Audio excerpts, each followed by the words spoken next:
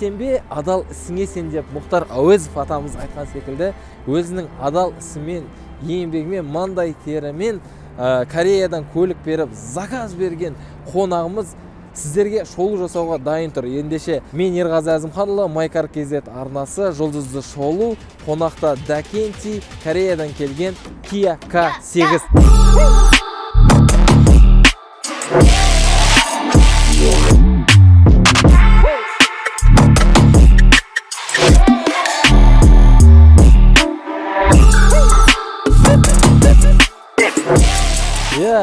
Біз Дакентиді бұған дейін де түсіре алатын едік, бірақтан қызықты болсын, әрі тұшымды болсын деп Кореядан келген көлігін күттік, құтты болсын. Күттік дедім ғой? Иә, күттік. Мен де сен қайталап отырмын. Күттік келді, енді сіздерге көрсетейін деп шештік. Рахмет. Қош келдіңдер. Ассалаумағалейкум барлықтарыңызға. Қалайсыздар? Ана жазып жатыр, Дакенти жаңа машина алды ғой, Дакенти жаңа машина алды ғой деп. Қайдан біліп қойған, сен өзіңде көрсетпедің бе әлі? Көрсетіп қойдың ғой? Көрсетіп қойдың. Содан кейін жаза бастадың ғой, иә. Сөйтіп бірден саған хабарластық. Рахмет, Ера, шақырғаныңа. Сразу айтып өтейін. Сенің оқырмандарыңды бір қарап шықтым. Активный екен, базар жоқ. Барлықтарыңызға сәлем. Мен сразу айтайын, мен машина жайлы түсінбеймін. Машина қатты түсінбеймін, брат. Сен білем ғой, сен қалай, нандай, мотор. Мен машина бензин құйып, болды, сонымен ғана жүре аламын, болды. Әлі майын ауыстырмадың? Майын тексергені жоқ, ауыстырғаны жоқ. Мен тексерту керек бұйырса. Енді сіздер айтасыздар, машина білетін адамдарды шақырсаңдаршы деп. Енді адам әртүрлі болады ғой. Біздің мақсатымыз осындай елге танымал, ел алдында жүрген қонақтарымызды шақырып, сіздерге өздерінің көліктерімен таныстыру. Біздің мақсат профессионалды түрде шолу жасап көрсет деп сенен талап етпейміз. Бірақ бар білгеніңді өзіңнің деңгейіңде біздің көрермендерімізге айтып берсең. Неге осы көлікті таңдадың? Қалай келді, қанша тұрады? Қарапайым өз тіліңде біз сол мәліметтерді білсек жеткілікті. Болды, онда смело, әшейін қарапайым тілде барлығын айтып бере аламын. Kia K8 2022 жылғы. Жап-жаңа, түп-шіркін. Иә, жап-жаңа. Кореядан алдырдым тапсырыспен. Бір ай күттім. Бір айда барлығын. Бір айдың ішінде келді. Әкеліп. Кейбіреулер 3 айдың ішінде келеді. Иә, әр нелер бар, яқа. Ол енді таныс арқылы әйтеуір тауып аласың ғой, тез жылдам кім әкеп бере алады деп айтып, таныс тауып. Бүйтіп қарада барлық жерден ной шешеді деп. Сөйтіп, осыны алдырдым. K8 деген машина мен вообще білмейтім, 70 айдап жүрдім алдында. Менде 70 болды, Toyota Camry. Айдап жүргенде мен K8 деген машина білмеймін ғой. Балаларға K8 деген машина алсай дейді да. K8 деген қандай машина қарап шығам, полный қараймын. Ұнады. Сырты андай, түрі ғой. Қазақтар негізі сразу айтайын. Бірінші осылай бірден осындай машина тауып алып қарадың ба, әлде YouTube-тан қарап, интернеттен, ғаламтордан іздедің ба? Жоқ, ғаламтордан іздедім ғой. K8 деп жазып қарадым ғой. Сырты, в общем, сырты ұнады ғой маған. Түрі, дизайны. Түрі ұнады, дизайн ұнады. Негізі сразу андай ғой. Қазақтар негізі бірінші сыртына қарайды ғой. Дизайнына қарайды. Келбеті әдемі болу керек. Иә, сонда әдемі болу керек. Қатты ұнап қалды маған. Содан кейін уже осыны алам деп не істедім да, ниеттендім да. Қатты ұнағанда бірден не ұнады? Кейбіреулерге алдыңғы жағы ұнап жатады, кейбіреулерге арты ұнап жатады. Айыр ұнады ғой, короче. Мынақта сразу Kia деген значогы жоқ. Логотип жазу бар, иә? Логотип болу керек еді. Бромпленка жабыстырдым сыртына. Толыққанда. Сол кезден алған, жабыстыруды қайтта ұмытып кетіпті. Бромпленканы қанша күнде жабыстырды? В общем, бромпленка, обешумка, чехол, сыртын жылтырлатып бір нәрселер істеп берді. Мен айтып жатырмын ғой, түсінбеймін деп. Сол жақта бардым, таныс тоже. Бүкіл жерде таныс ғой. Осылай бәрін істейік деді. Сол айтқандарын істедік. Болды. 4 күнде, в общем, бәрін бітіріп берді ғой маған. Қанша шықты бағасы? Бізге қызық қой көрермендерімізге. Қазір мысалы біреу осындай қорғаныс пленкасын қойғысы келіп жүрген шығар, біреулер ішін химчисткамен тазалағысы келіп жүрген шығар. Сол себепті бағаларын айта өтсең, шамамен осындай болады деп. Общий бағасын 700 000 теңгеге істеп берді. Негізі маған айтты, типа миллионнан асады, 1,5 миллионға дейін болады, өйткені осылай мен қымбаттарын істедім ғой, қымбат чехол, люксовый, жаңағы обешумка дейді. Жалпы 700 000 теңге шықты. Иә, скидкамен жаңағы таныс болғаннан кейін 700 000 теңгеге істеп берді. Сол 700 000-ның ішінде ең көп қаражат кеткен қай услуга, қай қызмет? Обешумкасы ғой. Обешумкасы, оған?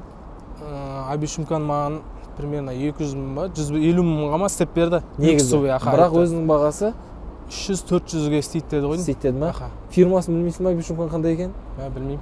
Біреулер әртүрлі фирмаларды мақтап біреулер Шумов дегенмен істейді, біреулер тағы бір нәрсемен істейді деген секілді. В общем, айтты ғой люксовый істейміз, короче, вайна машинаны доп қойып болды деп тапсырдым. В общем, сосын фотолар жіберіп отты, былай істеп осындай достарың көп болсын, ой уайымдама, әкел, ақшаңды әкеле бер, біз істеп береміз дейтін. В общем, солай енді.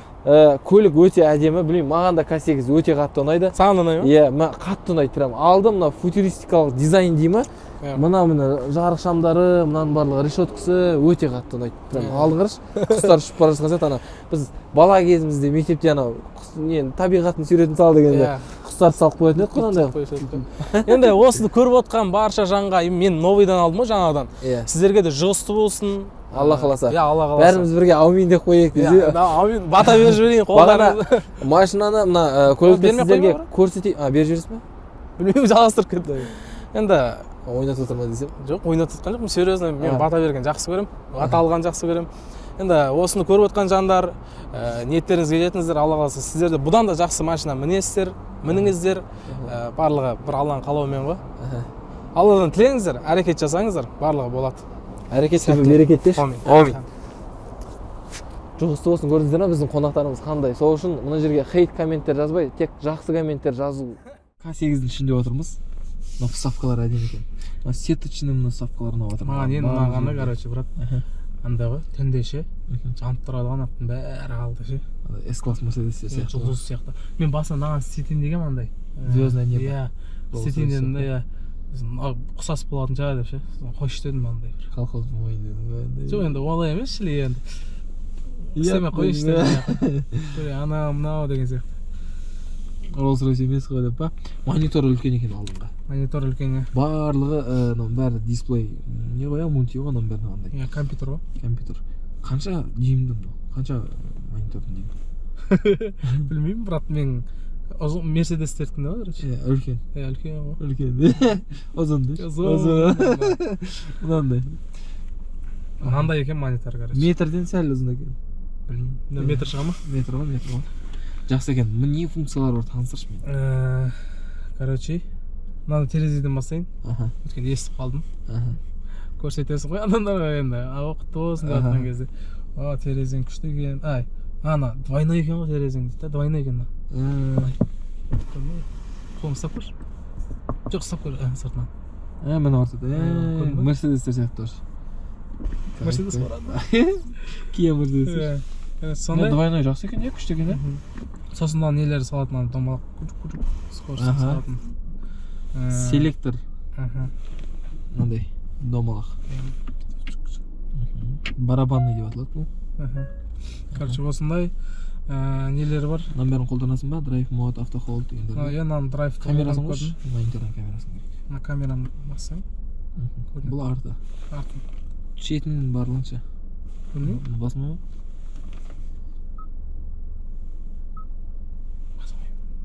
Арты.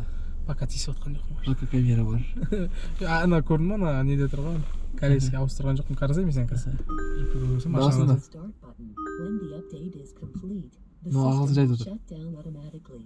Ұзақ сөйледі ғой, қазір қосамыз. 카드를 넣어주세요. 30입니다. сөйлесем мен көреді. Анасио деді. Аригато деді. Мына жерде бір не тұру керек, андай. Голосовое управление деген болу керек. Осы ма? 음량 1. Бұл не ол? Анасио. Қазір ответ қайтару керек енді. Анасио. Бір нәрсе десең, в общем, мынау ответ қайтару керек. Бұл короче андай не сияқты ғой? Алиса сияқты ғой, Сири сияқты ғой. Сири, я хочу это десең. Музыка қос десең, очаня мададам. Музыка десең, жаңа қайтару керек ответ. Үйреніп отырмын мен, жаймен үйреніп аламыз.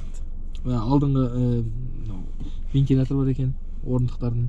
Сосын жылытқыштары бар екен, рульдің жылытқышы бар екен. Өте жақсы.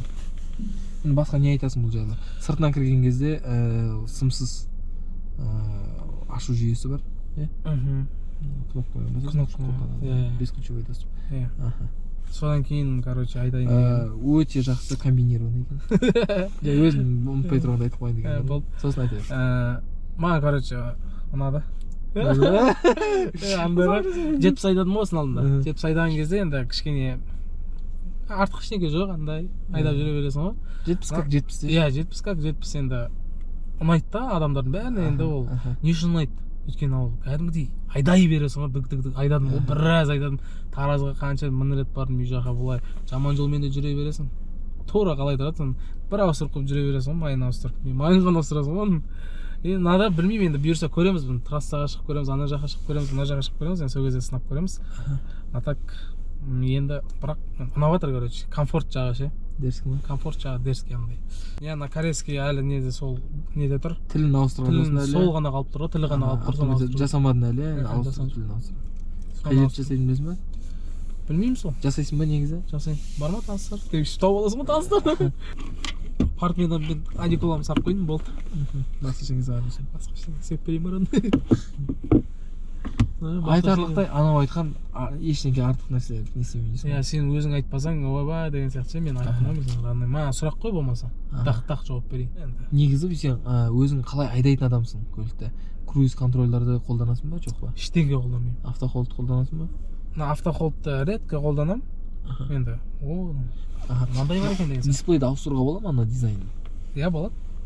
Мерседестер деген сияқты. Так, настройкаға кіреміз. Табаңыз. Мына А дегені бар, классик Б дегені бар.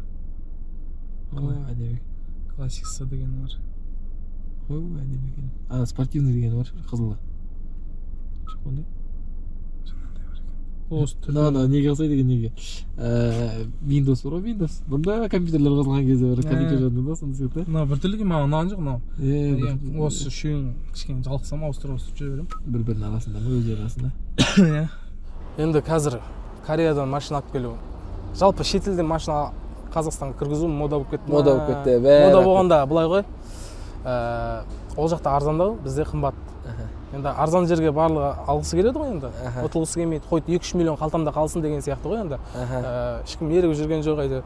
Сөйтіп енді мен былай қарадым. Енді Кореядан таныстар шығып тұрған соң, Кореядан осы машинаны өзім қалаған соң тапсырыс беруге көрдім, и бағаларын санап шықтым, салыстырып шықтым. Жаңағы компания, атын айтпай қойын енді. Сол компаниядан маған арзандау болып тұрды да, содан алдым.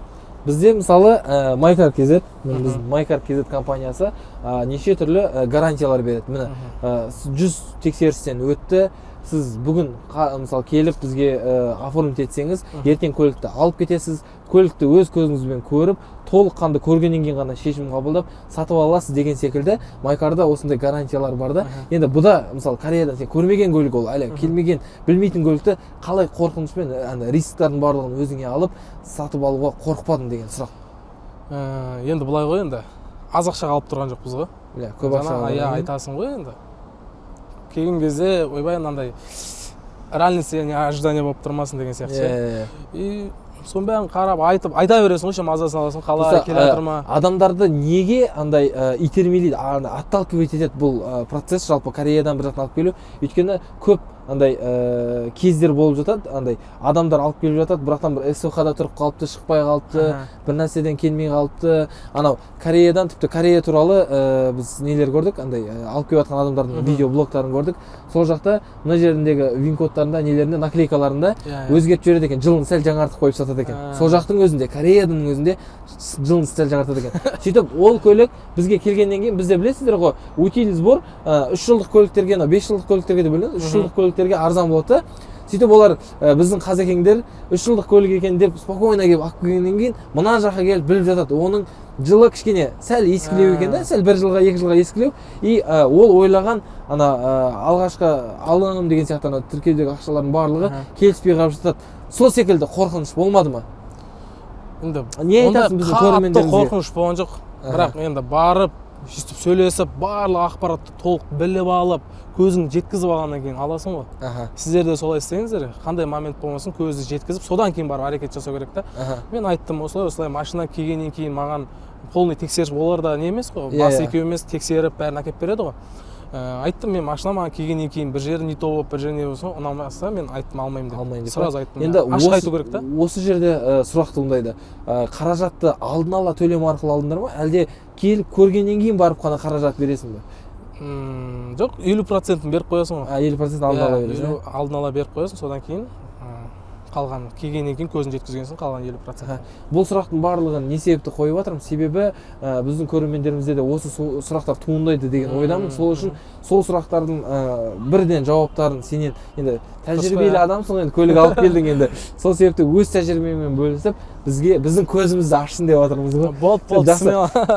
22 миллионға алып келдім осы. Полный жаңа Қазақстан номермен бәрі осы. Айналып. Под ключ, яғни толыққанды кілтіңді алып, тек отырып айдап кеткенге дейін 22 миллион ақша шықты, иә? 22 миллионға тағы да қандай альтернативалар болды? Тағы да қандай осы көліктің бәсекелестері болды? Мені алып жүріп тұрған.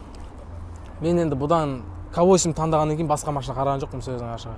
Бірден сен Кореядан K8 алу мақсатың болды. Бірақ ана маған Hyundai Palisade деген машина. Үлкен. Джип, семейный күшті андай. Сол да ұнады. Бірақ ол сәл бағалары бұдан не болды, иә. Содан кейін осыны қойшы дедім. Бұйырған осы болып тұрған шығар. Бұйырған алайық дедім да, осы K8 алдым. Қанша мың пробегпен? Бұда 30 мың пробегпен алдым ғой мен. 30 мың пробег, иә. Енді бізде Қазақстанда 30 мың пробегпен қазақ тіркеуіндегі көліктер қанша деп тұр? Мыналар 25, 26, 27. Менікі мынау комплектациясы андай панорамасы жоқ, полный емес. Қатты полный емес, Бұлар енді 26, 27 тұратын шығар. 26, 27. 3-4 миллион разница. Көрдіңіздер ма? 26 миллион бізде тұрады деп тұр, бірақ Дакент етеді, мен 22 миллионға алдым, соған айналды дейді. Сонда 3-4 миллион болса да қалталарыңызда қалады. Бірақ сол үшін тәуекел етуге тұра ма, тұрмай ма, оны өздеріңіз шешесіздер. Ең бастысы дұрыс компанияны таңдаңыздар. Біз қазір мұнда ешқандай компанияның жарнамасын жасап жатқан жоқпыз. Тек қана сіздерді ертең аяқтан шалыс қалып, дұрыс емес таңдап қойып, одан кейін орнып қалып, ренжіп, тағдырына ренжіп, өміріне ренжіп жүрмесін деп жатырмыз. Жүк салғышы қатты үлкен емес екен. Иә? Бұған әлі ештеңе салып та үлгермеген шығарсың. Жоқ. Бірінші рет шығардым кешен астынан. Қар жауды ғой. Тазалаған соң бірінші рет корейский ондай тазалайтын мен. Шан алатын ба, мен бұмен қар алып жүрмін ғой. Қар? О, қатты емес қой, мына үшін тракторға шан алатын. В общем, сол астында микрофибралардан құралған. Мынандай несі бар, бірақ без запаски дөңгелек. Дәл өйстіп көтерген кезде біз шумоизоляциясының фирмасын көріп алдық. Осындай мына фирманың шумы дыбыс изоляциясын қойған екен. Бұл қатты жақсы ма, жаман емес па, жақсы емес па, әлде тәжірибелеріңізде осындай дыбыс изоляциясын қойғандарыңыз болса, міндетті түрде пікірге жазыңыздар. Мынау деген дерзкий ғой, немесе мынау онша емес, достарың алдап жүрген, барда беттеріне бас деп смело жазыңыздар. Дакенти барлығын оқып шығады. Оқып шығамыз комментарий. Содан кейін бір нәрсе айтайын. Короче, келеді ғой. Полный тазалап тастайды екен. Өздері ма? Андай тазалап тастайды деген кезде, мына запаскасы болу керек, андай. Бір нәрселер болса бәрін алып тастайды ма? Жоқ қой. Олар сөйтіп алып, сосын неде тұрады? Объявленияларда тұрады. Міне мынау кеше ғана неден келген, привозной деп, дөңгелек привозной, запаска привозной деп. Вообще пустой болып тұрды ғой машина ашқан кезде. Бірақ оларға ештеңе айтамайсың, алып қойдыңдар деп. Болды ғой. Мен просто алып уже үй жаққа барғаннан кейін багажын көріп, фотосессия жасап жатқан. Хабарласып айтқан жоқсың ба, мына жерде запаскасы қайда, анау қайда, мынау қайда деп? Оны қазір хабарласқаннан әкеп береді деп ойлайсың ба? Қойшы лишний әңгіме, өз уақытында өз нервіңді құртпай қойын дедің ба? Оған бола, қазір не істемей қойын деп. Яттар білсін. Артыңғы орын қалай екен? Арты кен. Негізі бұл кәдімгідей кен екен. Бұл енді премиум көлік қой, бұл негізі. K8 деген ол андай К-ның сандары көбейген сайын бұл жайлап люксқа қарай кете береді. Сол себепті бұл премиалды көлік болғандықтан бұның арты кең болу керек. Дәу көкемдер артына отыру керек қой. Кәдімгі кен екен, маған сол ұсынады. Сенің комплектацияңда мына жақта батырмалар жоқ секілді? Батырмалар жоқ, су салатындар ғана ғой. Су салатындар, батырмалары жоқ, арты кең. Мына чехол, өзі чехолмен келген осында, иә? Осында чехолмен жоқ, бұны жаңа тіктеттім деп айтатын ғой. Осында тікті ғой, баған 700 мыңның ішіне кіреді осы чехол тіктетін. Өзінің несі былғарысы қандай түсте болды? Қоңыр. Қоңыр түсте? Салонның түсі ме мына түсте? Тура осы түсі ғой мен.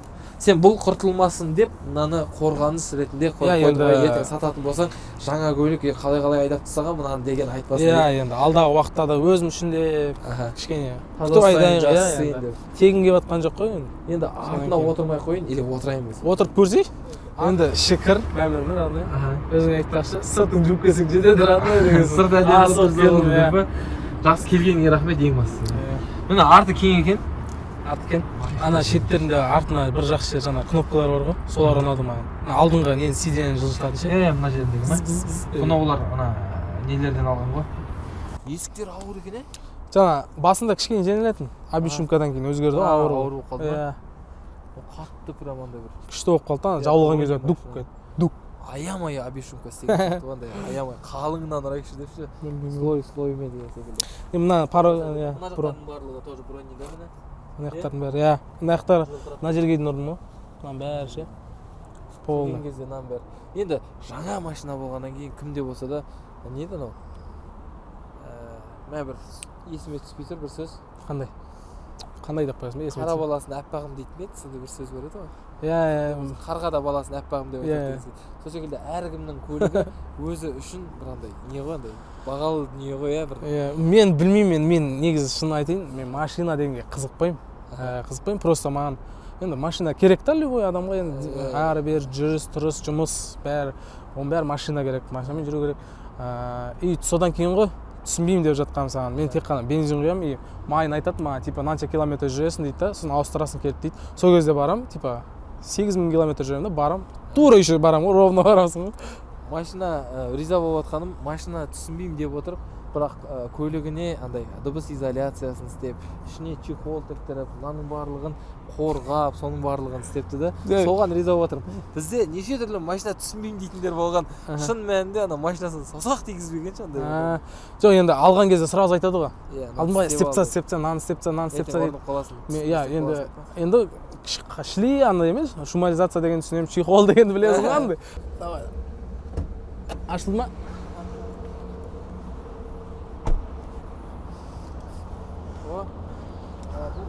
Қай жақтың жинағы, сборка? Ой, білмеймін. Білмейсің ба? Негізінен мынау ішкі нарыққа, корейский сборкалар, европейстердің барлығында Донс деген мотор жүреді. Мынада GDI екен. Мына GDI деген американдық сборкаларға жүреді. Американецтерге ше. Бұл онша емес па? Жоқ, екеуі де жақсы. Неге онша емес? Негізі қайсысы мотор? Анау жақсы ма, мынау жақсы ма? Білмеймін, маған өзіме мынау GDI ұнайды. Маған өзіме. Бірақ бізде Toyota айдап қойған кісілерге, нелерге көбінесе Донс ұнайды. Бүкіл Hyundai'ларда, Elantrалардың барлығында сол Донс жүреді ғой. Анау Америкадан алып келіп жатқан адамдар ғой, привозный тоже осылай Америкадан, Армения арқылы алып келіп жатқандарда осылай GDI моторлар келеді. Енді бұл жағын көп білетіндеріңіз болса, міндетті түрде пікірге жаза кетіңіздер, не себептен. Біраз нәрсе үйреніп кетейін деп тұрмын ғой сен. Все жақсы. Енді келгелі бері 30,000 шақырым жүрген екен, иә? Капотты ашып бір нәрсе істедің ба біздің барлық? Қазір сенімен бірге бірінші рет ашып тұрмын капот. Бірінші рет? Иә. Капотын ашып тұрып. Бірінші рет? Бүйтіп екеуміз бірінші рет қарап тұрып мен қарап тұрмын ана несі бар, қалай, чоп-почом деген сияқты. Тіпті алып келген кезде де қарамадың ба? Бұл қойшы, соқта тұратын ба? Минус, плюс қой. Бұл машинада тек бір минус бар. Қандай минус? Қандай? Ол аккумулятордағы минус. Жақсы. Әйтеуір өткіздің осы деман ше. Майын ауыстыру керек, бірақ келгелі әлі майын ауыстырған жоқпын, майын тексерген жоқпын. Соны енді жаңа өзің айтпақшы. Көлемі қанша дедің? Көлем деген не? Объем. Объем 2,5. Көрермендерге де саған да айтам, мыналарды тазалап жүру керек қой. Өйткені мына жапырақтар, көрдің ғой? Бұл басында жапырақ болып түскен, андай қаттырақ болып. Одан кейін бұл қоқым болады ғой. Ол қоқым, мынандай қоқым міне. Мына жерде сетка тұр міне. Бұл сетка сырттан ауа алатын, печкаға алып баратын, кондиционерге алып баратын ғой, воздух. Воздух алып барады, гонять етеді.